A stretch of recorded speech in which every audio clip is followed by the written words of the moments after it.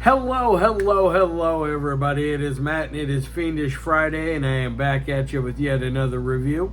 Before I roll on to any of that, I want to wish each and every one of you a great morning, evening, dawn, day, or dusk, all that lovely stuff, because life really is too short as is. Do me a really huge favor and like, share, and subscribe. I love seeing your beautiful faces when you are here. I know it's an awful lot, but I have an awful lot on my plate to review. And one last little tidbit of information. Today, check out the description box. I give you a bigger bite of every single movie of every single day. Today, I give you your brief synopsis, your starring cast, which is a lot of people because this is a very fun anthology film. I give you your directors because there was 5 different directors attached to this one. I give you your runtime of the cut I am watching, which runs at about 57, 58 minutes-ish. I give you a link for a trailer, a link for where you can purchase this one, and if you decide you can help support Matt's Movie Mania and toss me a couple of bucks, and I greatly appreciate that. So with all that said in mind and all that out of the way, let's roll on to the film of the day. And today's came all the way from Florida, from our dear friends from We Massacre Productions. This one came out in 2022, and it is none other than Tales from the Creek. What a fun little anthology film this is. It does make me sad because this is the last of everything that I was sent from the fine folks at We Massacre to review, and this will be until their next release, which will be after Fist Swing 76, which I highly recommend. I reviewed that months and months ago, but I recommend that one when it releases here in the near future. It is an amazing little film. It is by far my favorite film of 2023 as far as independent films go. Now on to Tales from the Creek. Like I said, this one came out back in 2022. It runs at about 57 minutes. It's an anthology film about a father who takes his 2 sons out on a trip, and he is telling them ghastly stories while they are doing these deeds to get the campsite ready, such as digging a hole for a fire pit, gathering wood, and also preparing the fire for being lit. So there's this. They're doing these little deeds in between each story. And the main story is called Father's Day, which stars Michael Spinelli, and I'm guessing they are his sons, both Milo and Maddox. They did a very good job with this story as the wraparound. It has a very fun twist at the very end. I really thoroughly enjoyed it. And then it goes off into, I believe it's called Belle Woods, which is about a girl who goes into a wooded type scenery, not quite too secluded, but enough out of the way to where there's no people. And while she is out there, she is being chased and stalked down by something. She calls her family, and they come to save her. And at the very end of that one of the people that comes to help save her is attacked by this creature that you never see. You just hear its howling shrieks. End of story. Very good story. It's very short and sweet and gets to the point right away. That's what I like about all the stories in this one, minus the wraparound. The wraparound has to stretch, obviously, but the 4 other stories, they are very quick, brief, and really don't spare any time trying to get your attention. And then it goes into Usher's Soul, which is the second story that the father tells. And that is the story that he is telling them while they are gathering wood, I believe, or no, that's when they are digging the fire pit, I believe. But either way, it's either one or the other. But they are told about an usher who works for a local theater. It looks like a pretty sweet theater on top of it. He has a bad day where he asks basically for help from any kind of spiritual advice from anything, and I'm guessing it's the devil.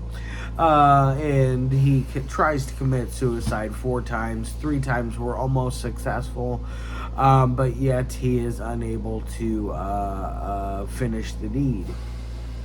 And so he is there to steal his, or not steal, but take his soul. End of story. Very, very good, very quick, very brief, and I absolutely loved that story. And then eventually they roll into Who's to Blame, which is an even more interesting story. It's an end of the world apocalypse type of movie where there is a virus that has wiped out humanity. And they have both Brooks Bailey, and I forget who the other character is with him, but both of them are holding up inside of a storage locker, and they are going over basically what's going on with the world today in this scenario that they're in. It's very, very well done. By far my favorite story out of all of them, minus the Father's Day story. The wraparound is my favorite. But out of the short stories, Who's to Blame is my favorite. I really like the end of the world, post-apocalyptic or apocalypse type stories. They definitely are very scary type stuff that could possibly happen someday. We never know. And then it rolls into the final story, which is Ultraviolent, which happens to do with a Bob Glazier who has captured a Nightwalker, who he believes is a vampire. The vampire or Nightwalker is played by our good friend Steve Balewicz, who is always great as an actor, both in front of the camera, and he's great as a director behind the camera.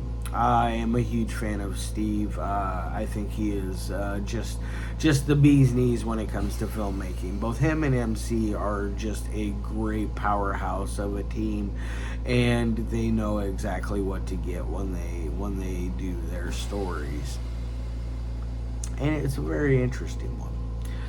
Now, on to the 3 things that I love my movies to meet. The audio is crisp, cool, and clean as usual with We Massacre Productions. You never have to worry about what your characters are saying.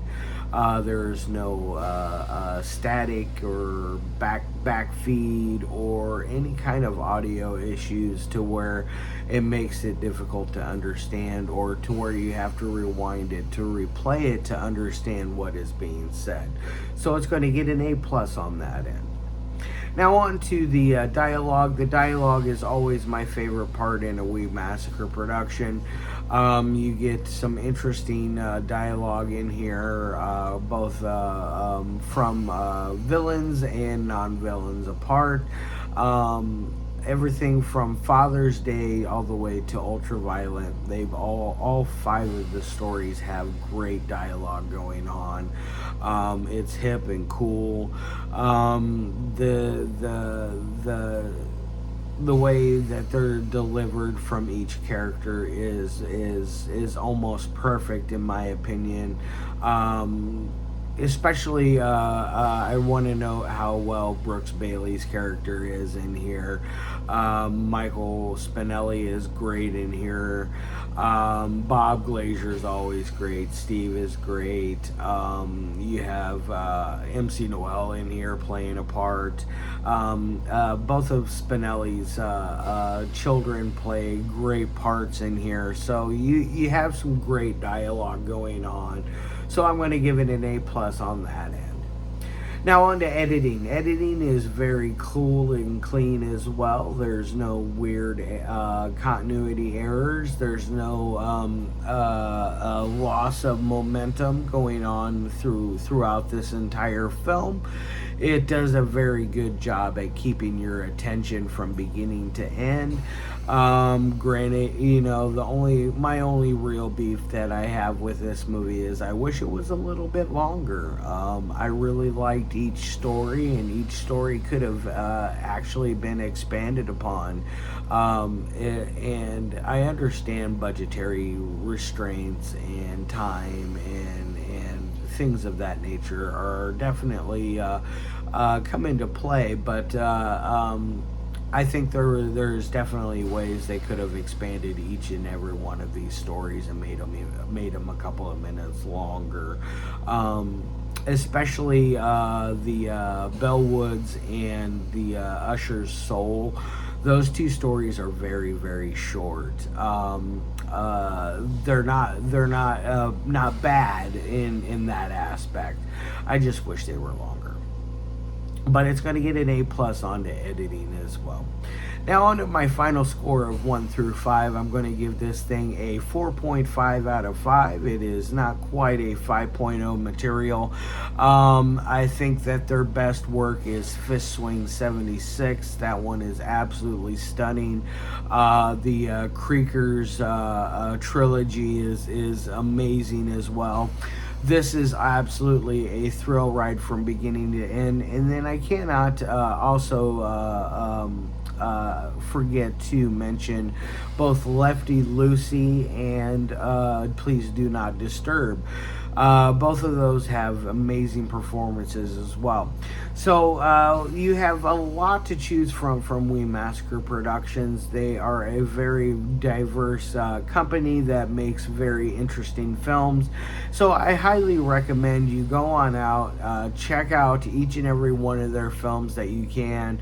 I know that the second of the Creekers trilogy is available to watch for free on their YouTube channel, which I believe that one is just called Creekers.